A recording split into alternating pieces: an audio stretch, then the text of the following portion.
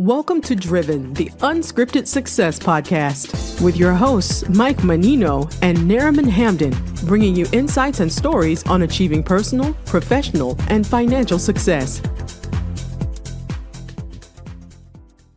Hey, everybody, it's Michael Menino. Welcome to Driven, Unscripted Success podcast. Today on the podcast, we're interviewing professionals who share their experience with you, the audience, on how they got to where they're at today. And zooming from the beautiful island of Vancouver, British Columbia. That's right. Awesome. We got Augie. August, how you doing, young man? Great. How you doing, Michael? Great to be here with you. Thank you so much for coming on the podcast. Appreciate it. August is with CPI Capital, and they're looking to purchase multifamily in the United States. And your investors are from Canada, correct? I would say currently 70% of our investors are from Canada and 30% from the U.S. So that's fantastic. So do me a favor, tell everybody, where you're at and how you got to where you're at today. Yeah, no, absolutely. How far back do you want me to go? I'll talk about my professional career. Let's go professional. Yeah, I started in my real estate career, started in my early 20s. I was figuring out what to do in life, and my mom is like, hey, why don't you give this real estate thing a try? My maternal grandfather was in real estate. He owned his own brokerage. And he went through a lot because there was I'm originally from Iran, and there was a revolution in Iran, 1979.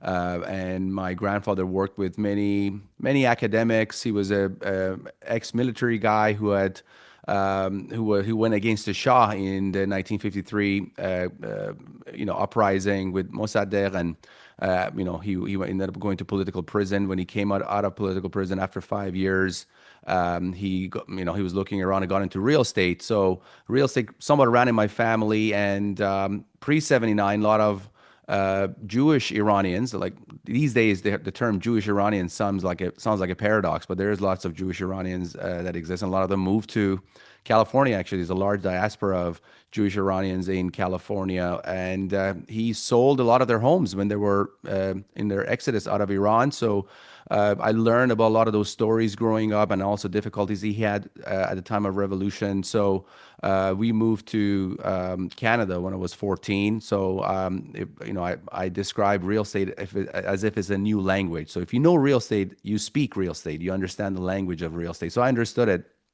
So my mom is in my early 20s. My mom is like, why don't you give real estate a try? And got my real estate license. She's like, it's pretty simple. You get your license. People come to you, you list their house on MLS, the house sells, and you make a commission. It's a pretty simple process. I'm like, all right, this sounds easy enough. So I got my real estate license. She didn't do it though, did she? It didn't work out that way. It didn't work out as people would come and list their house and it would sell. So it's a very competitive business. Only the top 1% really survive. And you have to be a certain personality to excel in real estate. But being a real estate agent for a little while, I got a sense of deals, right? I saw a lot of deals coming across my desk, opportunities to make money. And I got into fix and flips right away, to a point that I started my own general contracting company, doing fix and flips, and making money in that space. I eventually started my own home building company, White Rhino Developments, no longer in business, but I was building both custom and spec homes.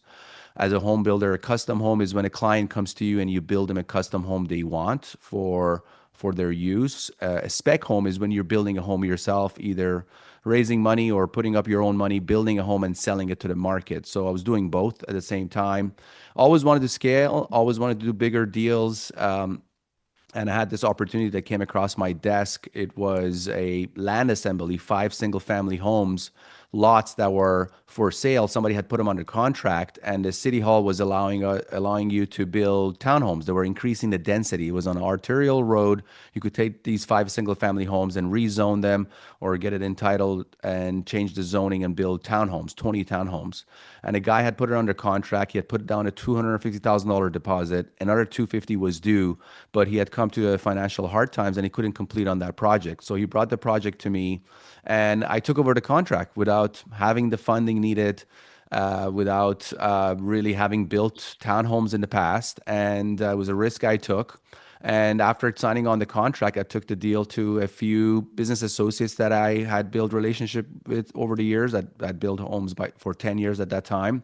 And my pitch was, hey, we're making money on the buy. This guy is there's some financial difficulty he's got, but we're actually making money. That we just got to come up with a deposit, and I will invest in the deal myself. I'll sit on the board. I'll bring on all the experts, the architect, the GC that's needed to build these townhomes, and we'll build this thing and make a profit. So that was really my start in the world of raising money and putting deals together. I didn't fully understand the GPLP model or syndications, funds, the world of private equity. So all we did is we created a corporation and we put shareholder agreements, which is a constitution of the corporation. And within those shareholder agreements, we had an agreement that August, for bringing a deal and providing advice and brain power, he'll get a percentage of the upside. When we sell this project, he'll get a piece of the back-end profits when this project is built and sold.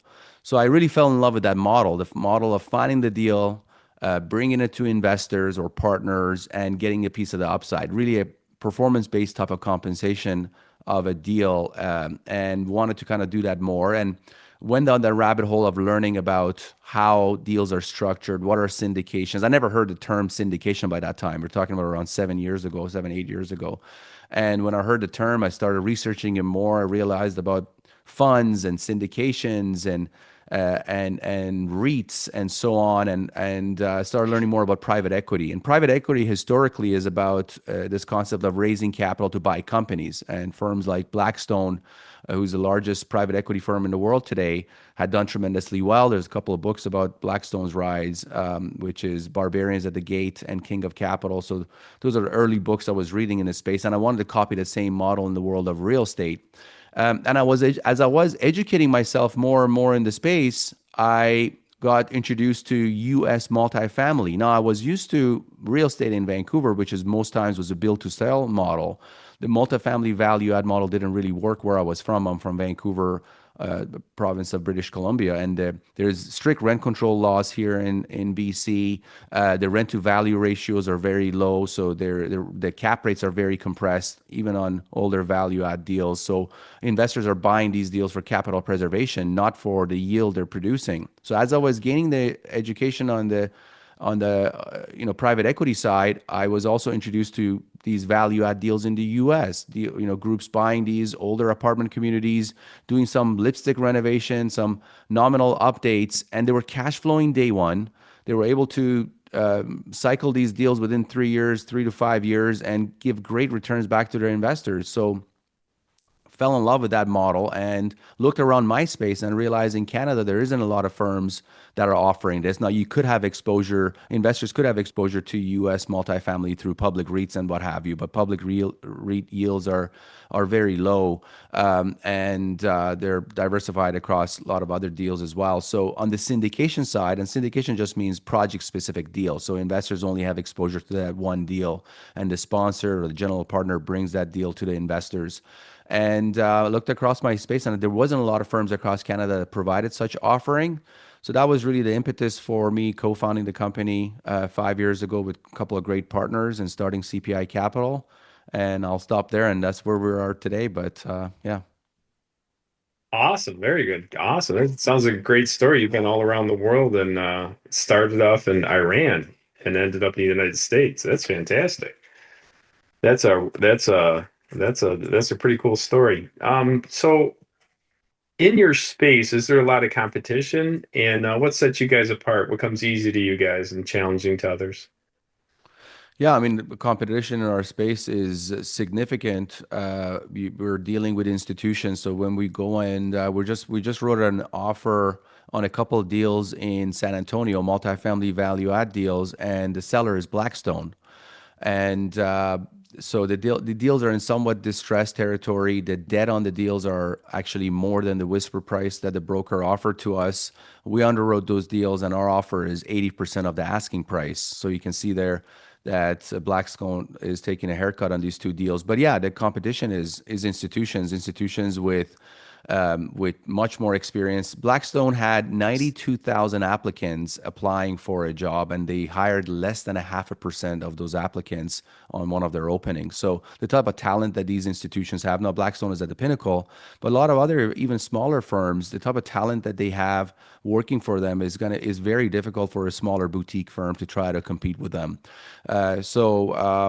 aside from that, a lot of people in commercial real estate are very educated. When you compare commercial real estate brokers with residential brokers, you can see that commercial brokers, many of them have MBAs, are very highly educated and what have you. So they understand the space very well. A lot of them can underwrite deals themselves, so they're very good with Excel sheets and so on. So yeah, competition is there. And on the equity side as well, a lot of these large funds, all they do, they show the balance sheet of their fund and how much liquidity the fund has, and that right there cements the deal for them because they don't have to go out there and syndicate deals. So it's definitely an uphill battle for a boutique syndication firm to try to compete with any of these larger firms, being institutions or REITs or other funds. But there is a place for us, I would say. There's a middle market deals between over 100 doors and less than 50 million, which allows firms like us to participate in. We are more nimble, so rather than having to take deals to an investment committee, and we can move quicker on deals in some cases. And some smaller deals, institutions don't really touch them. We bought a 136 unit deal in Tampa, St. Petersburg market of Tampa, and it was just too small for a lot of firms. And it was a fund that was wrapping up their 10-year fund, and they had to sell it. And our firm came in and bought that deal. On the investor relations side as well. Go ahead. No, I used to live right around Tampa. Where was it at? St. Petersburg. St. Pete. Well, I used to live right by there. Do you know where it's at? Or what area it was in? It is in southeast St. Pete by a high school. The exact, I'll just quickly look at it here. Sure. That is a good area, by the way. It is on Terrace Street, 2150 62nd Terrace. I think I know where you're at. That is a nice area. So, how do you like investing in the States?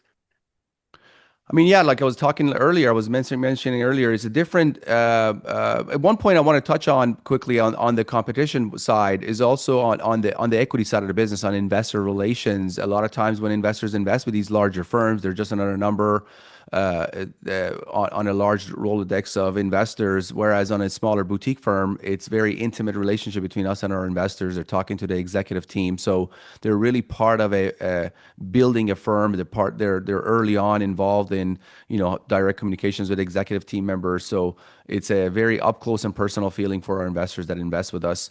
As far as what was your next question? Forgive me. How do you like investing in the United States? Like St. Petersburg, Florida, it's warm, and Vancouver is not. So Yeah. how do you like visiting your assets when you come to the warmer states in the middle of winter?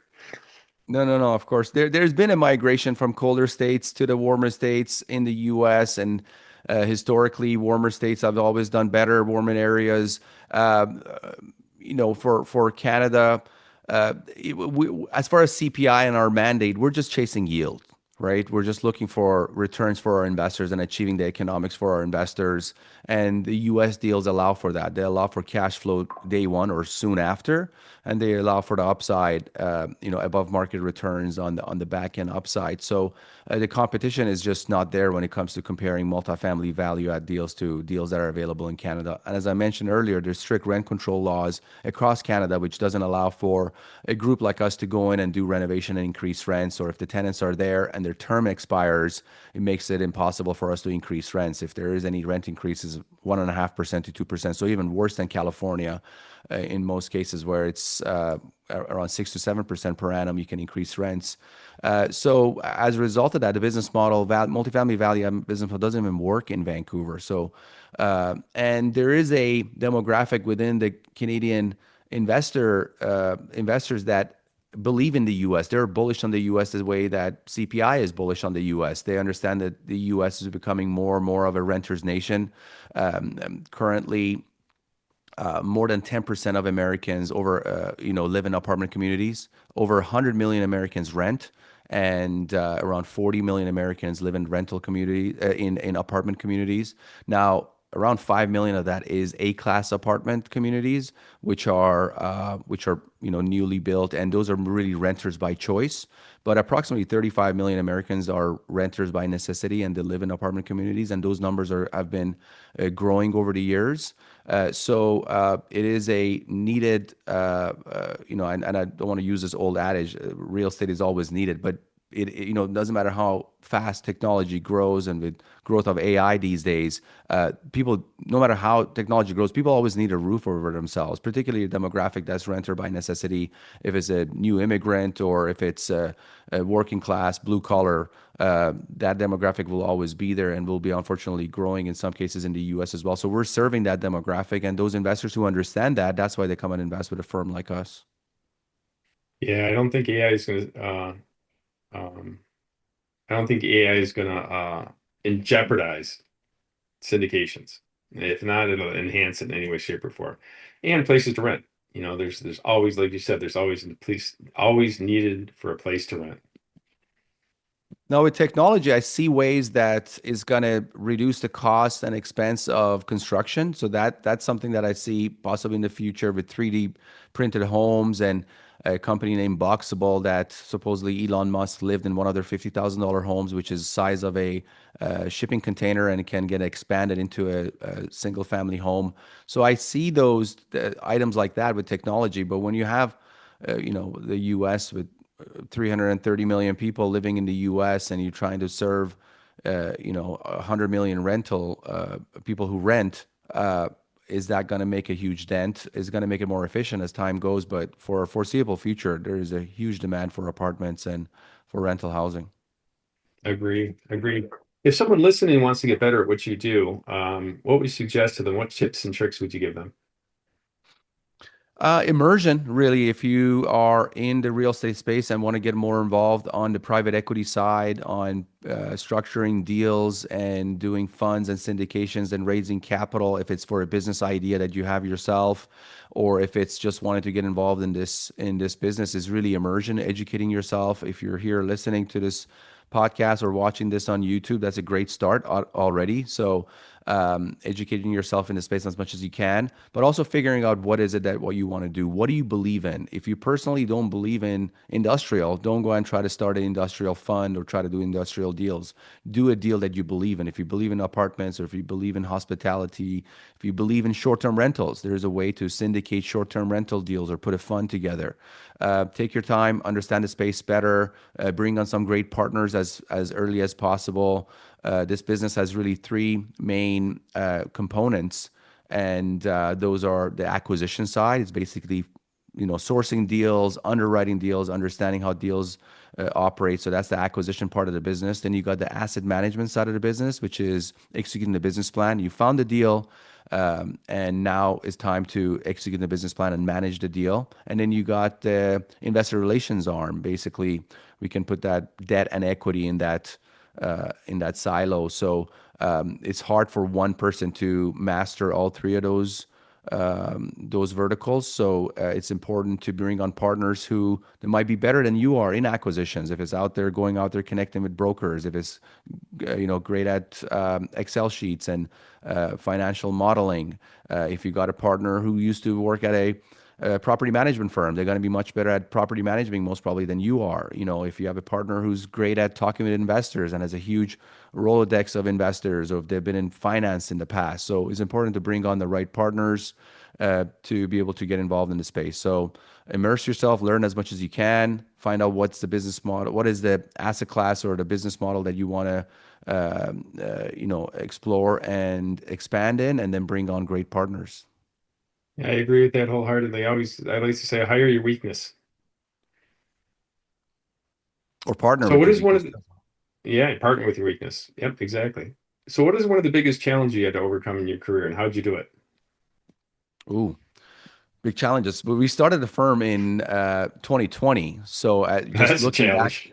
yeah, look at just the last 5 years, what has happened, not only as far as a cataclysmic event of COVID, which happened and resulted in I'm not going to get into the politics side of conspiracy sides of it, but aside from that, what it did to the economy, basically what it was is a situation where people were not allowed to go to work and they were forced to stay home. And while staying at home, they still had to have a basic level of living. So the government came up with this ingenious idea to print trillions of dollars, and that's not just the U.S. government, but governments around the world, print Yes. trillions of dollars, deposit that into people's bank accounts, and hope for exuberance not to come out. And unfortunately, that didn't happen. People started spending a lot, which caused a lot of inflation worldwide.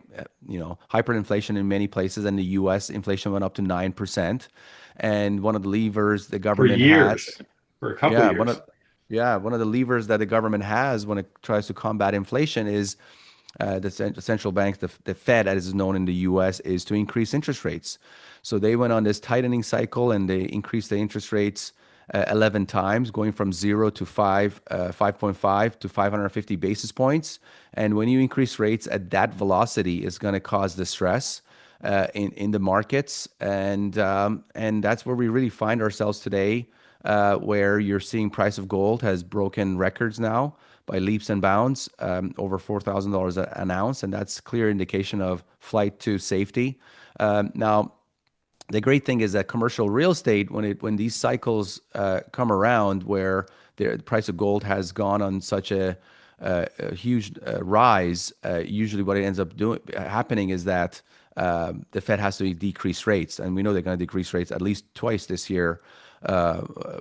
And that's going to result in more deals making sense in commercial real estate space. There's been a correction in commercial real estate. Rents have decreased nationwide 3% in 2024, and looking like another 3 to 4% this year. A lot of deals that were purchased with rate caps, those rate caps are expiring and those loans are coming due. And when they try to refinance those loans and get a new debt on there, the deal is no longer making sense and is under the water. So there's been a lot of extend and pretend, and there's been a lot of survive till 2025. But the chickens are coming to roost. So there's a lot of deals and a lot of opportunities. So real estate goes in this continuous cycle, right? It goes through recession, recovery, expansion, and hypersupply. So we're definitely in the recession phase of the cycle. So knowing where the right markets are to be in and putting right debt on the deals and having a right business plan, a right team, there's great opportunities to make a lot of money. Well, did you go through '08 real estate? I was here in Vancouver, and in '08, I was building homes at that time, but the Vancouver real estate market was not as affected as the US. So the Vancouver real estate market just went flat for a year or so. So it didn't get affected as much as the US did, but obviously I was watching what was happening globally, not only in the US, but Europe, with Greece, many other places, the UK. So it was catastrophic what took place. I mean, in the US alone, real estate prices dropped by 30%. From 1948 all the way to 2009, single family real estate prices had increased in price every single year until '09, where they dropped 30% nationwide. So yeah, that's why it's called the Great Financial Crisis. Well, I went through it, and that's where I became a millionaire. So what I loved about it was when times are hard. So Oh, your audio just went.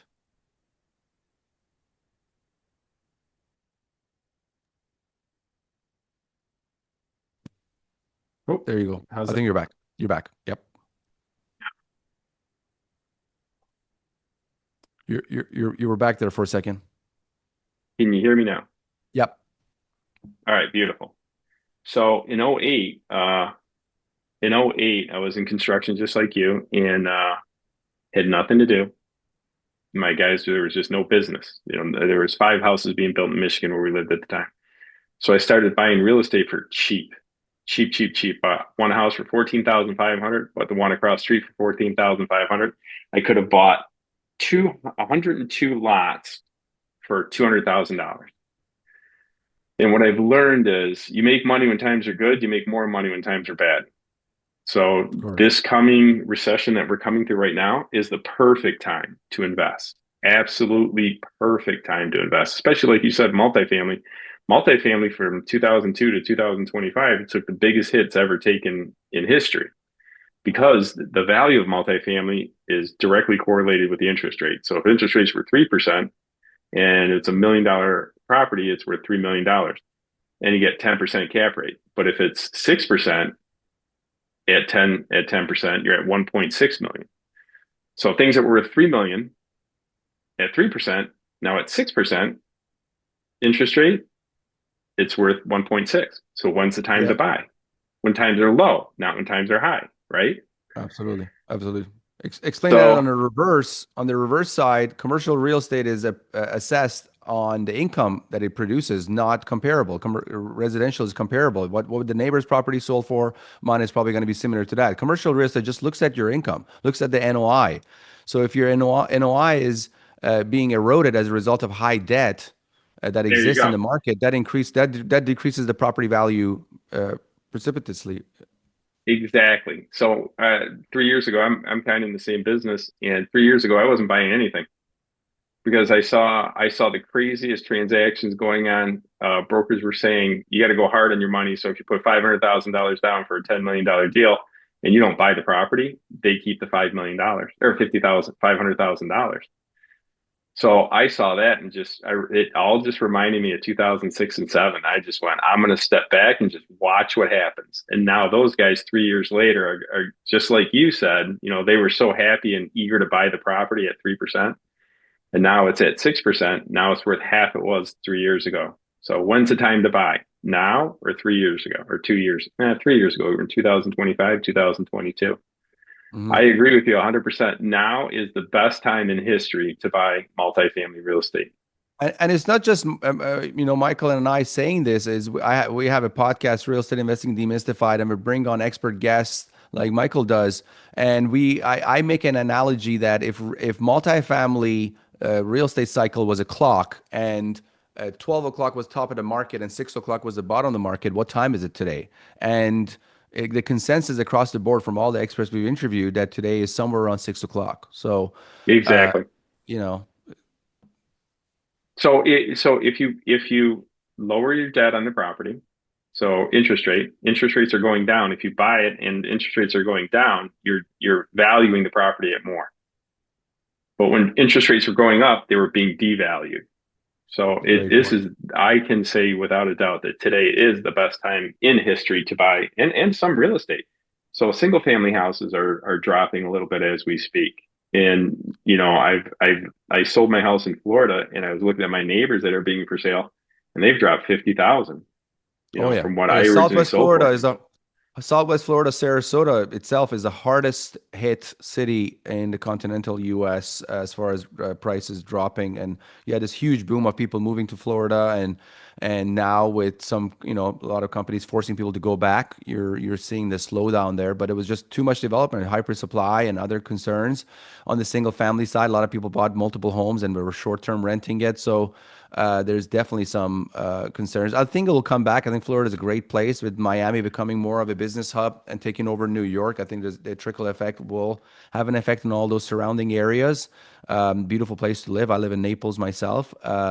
So yeah, but is very, very difficult times right now for real estate, commercial real estate, the economy. I mean, you have a real estate president in the office, but some of his policies are very inflationary. They're in some cases, are very hard on real estate, at least for a short time, right? Like look at the immigration issues and ICE arrests that affects right away that rental demographic that I was talking about. Not only on people who live in these communities might be worried about ICE agents coming there, but also on people who help build a lot of these communities.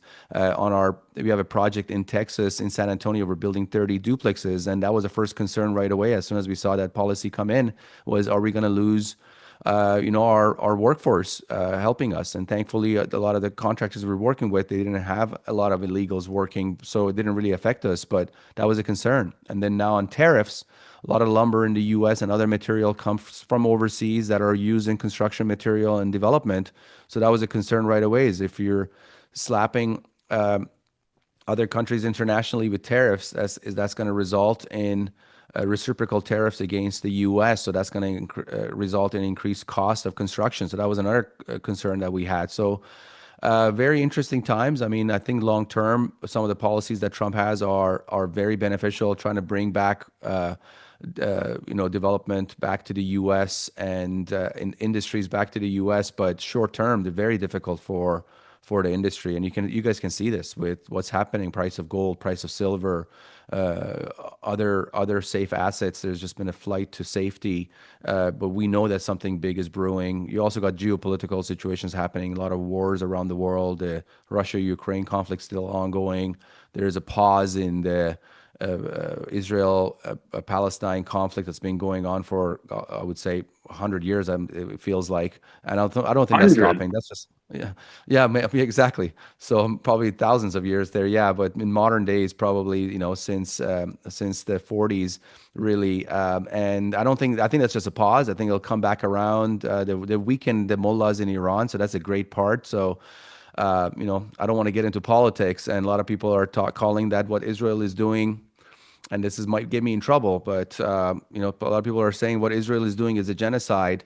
But the way I look at it, coming from the hard life I came from, is sometimes a genocide has to take place for some bad guys not to ruin other people's lives. So it's unfortunate. Like I said, I come from that place of the world, but it's. Well, you'd be the perfect person to speak on it.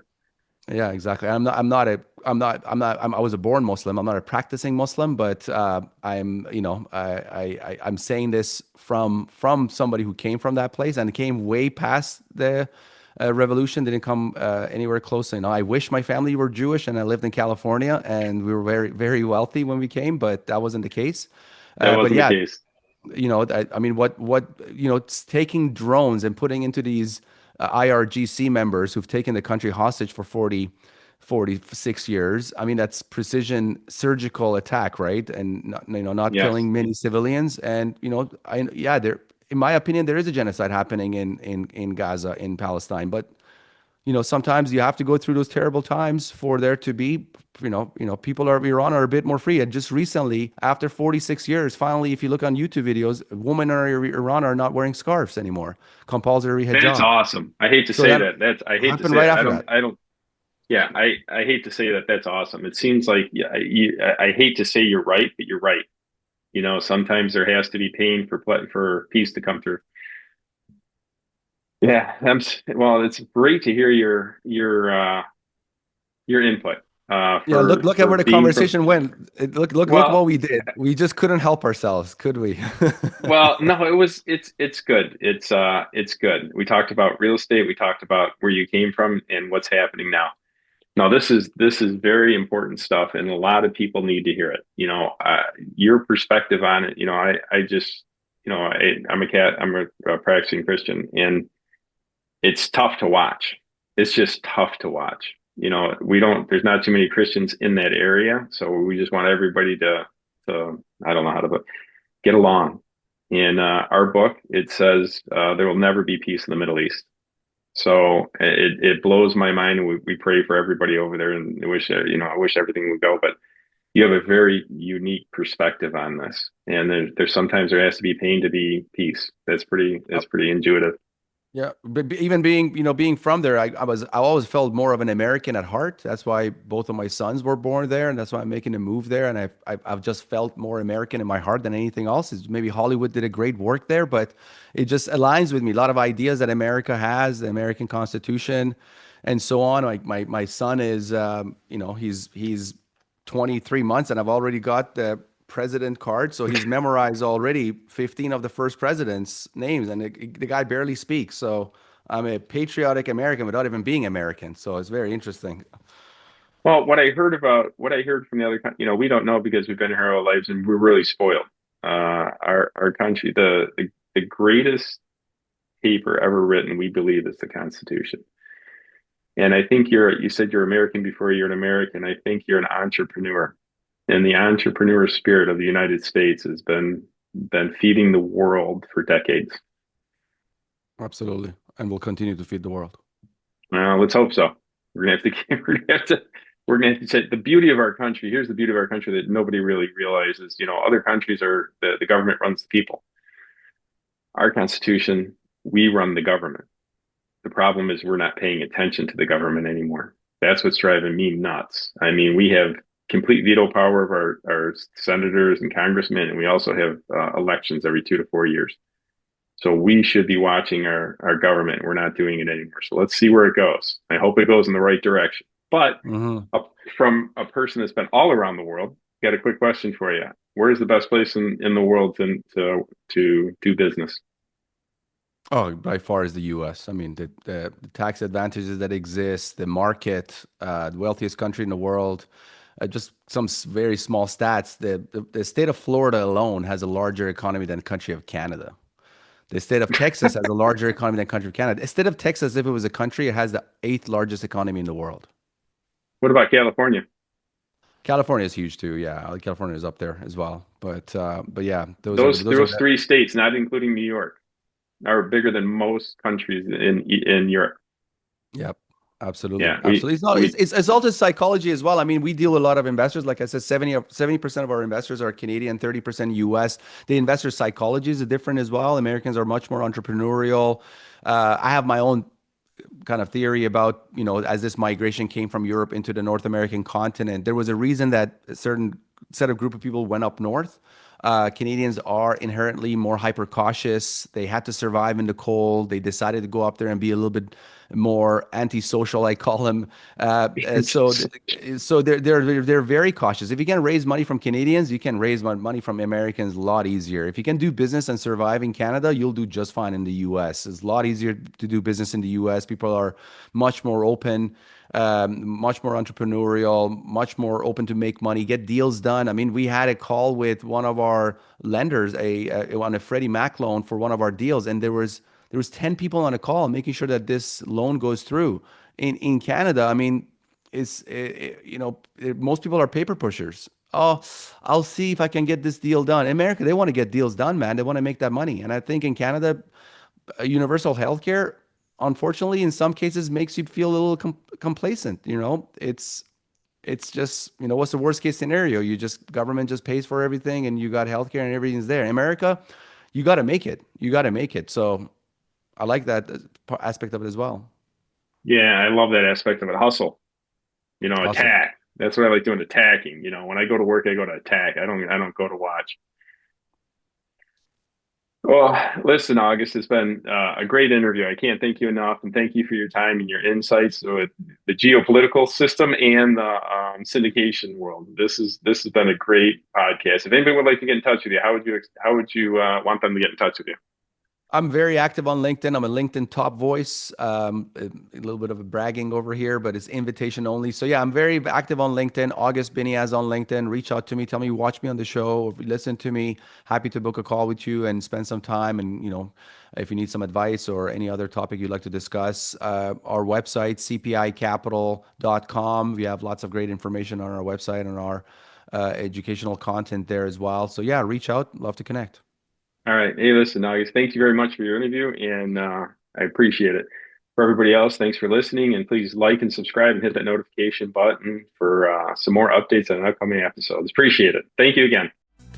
Thanks for listening to Driven, the Unscripted Success Podcast. Want to share your story? Apply to be a guest at drivensuccesspodcast.com/guest.